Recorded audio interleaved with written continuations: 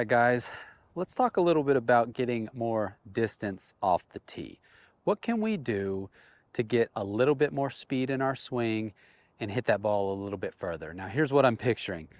We step up to a golf hole that's wide open, no trouble, we're downwind, and we're just ready to let it fly, okay?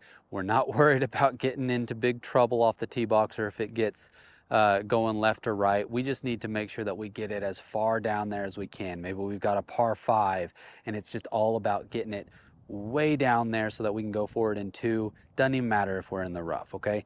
How do we get that maximum speed? Well, I got a couple tips for you.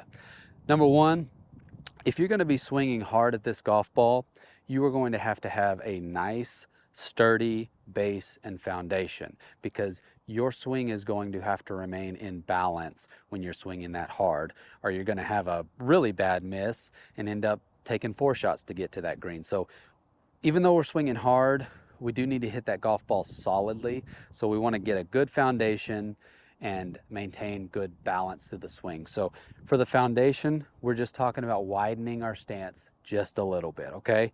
The wider that stance gets, the more planted to the ground we can be, and that's gonna help us maintain that balance as we swing fast, swing hard, okay?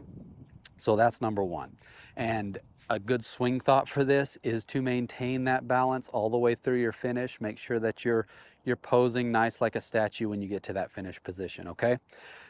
The other thing that we're going to talk about when it comes to actual speed in the golf swing is we're going to feel like we're really getting that club wide and away from us, okay? So as we take that club back, we really want to feel like we're extending that club out, okay?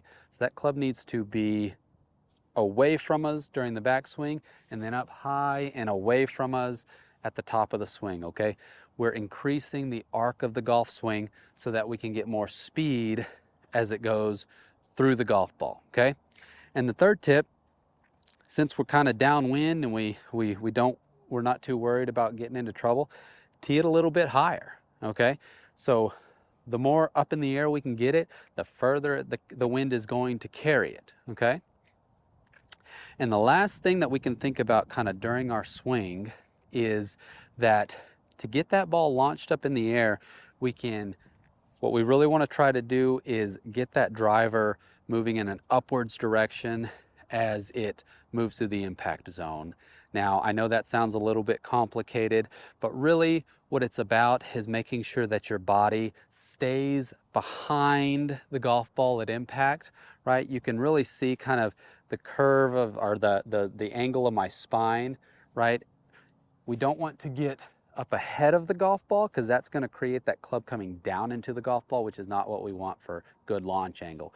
What we want is to keep that spine tilted backwards right here so that we can get that maximum launch angle on that driver, okay? Again, this is not the swing that you're going to be using for 18 holes. This is the swing that you're going to be using when you got a wide open shot and you just want to rip it. So let's see what that looks like.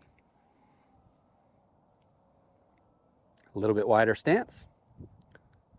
Make sure to make a big arc on the backswing so I can get maximum speed.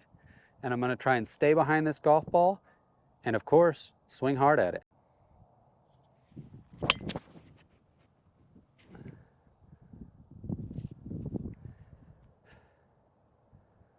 Well, I got pretty lucky on that one to hit it that good on the first take, which is nice because I don't have to do it again.